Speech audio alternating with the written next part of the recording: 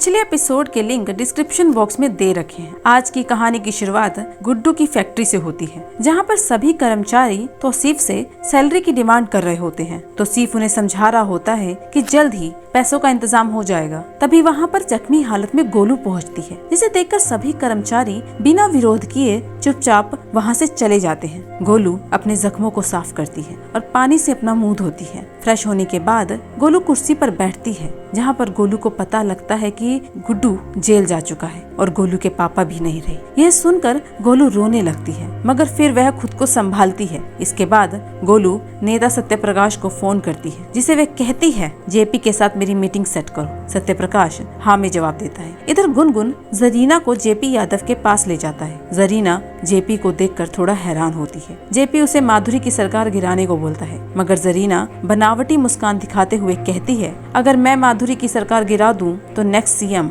मैं बनूंगी। जेपी जरीना को कहता है गांव बसने से पहले सबसे ऊंची इमारत पर बैठने के सपने मत देखो। सुबह का समय माधुरी लोगों के सामने अपने पिताजी की मूर्ति का इनॉग्रेट कर रही होती है, मगर जरीना शरद के पास जाकर सब बात बता देती है और शरद फोन करके जेपी के सीएम को समझाता है कि जेपी जिस बिल में है उसी बिल में रहे। इधर गोलू जेपी से मिलने उसके घर जाती है, मगर जेपी गोलू का साथ देने से मना कर देता है। तब गोलू जेपी को गुस्से में समझाती है कि अगर माधुरी की सरकार गिरानी है तो गुड्डू को जेल से निकालना होगा। जेपी कुछ सोचने लगता है। इधर डिम्पी शरद वाले सारे सबूत माधुरी को दे देती है। माधुरी सबूत पाकर दुखी होती है, क्योंकि शरद ने ही माधुरी के पिता को मारा और शरद ने यह बात उससे छुपाई। रात के समय शरद माधुरी से मिलने उसके घर आता है, जहाँ पर माधुरी उससे पूछती है कि शरद तुम मुझे कुछ बताना चाहते हो तो बता सकते हो, मगर शरद कहता है कि कालीन भैया जिंदा है और हमारे घर में है। शरद माधुरी के पिता के बारे में कुछ नहीं बताता है। माधुरी बिना कुछ बोले बीना के कमरे में जाती है, जिसे वह कहती है कि अब आप तैयारी कीजिए,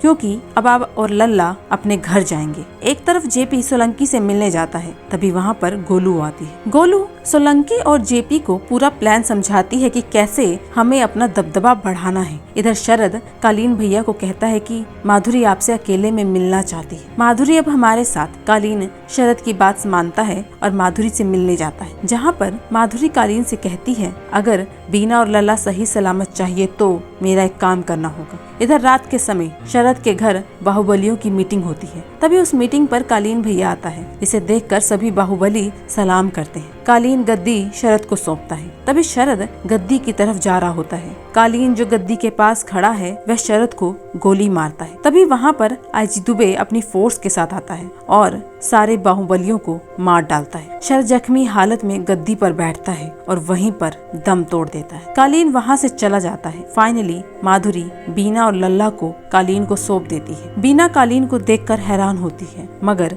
बीना बनावटी मुस्कान के साथ कालीन को गले लगाती है। बाद में कालीन गुड्डू को मारने जेल जाता है, मगर वहाँ जाकर पता लगता है गुड्डू भाग चुका है। इधर गुड्डू गोलू को देखकर उसे गले से लगाता है। दोनों एक दूसरे के गले लगकर रोने लगते हैं और यहीं पर मिर्जापुर सीजन 3 का फाइनल एपिसोड खत्म हो जाता है। इसमें 10 एपिसोड हमने सारे एपिसोड्स को एक्सप्लेन किया है और सारे वीडियो के लिंक डिस्क्रिप्शन बॉक्स में दे दिए गए हैं। इसी तरह की एक्सप्लेनेशन वीडियो के लिए चैनल को लाइक, शेयर, सब्सक्राइब करना ना भूलें। Thank you.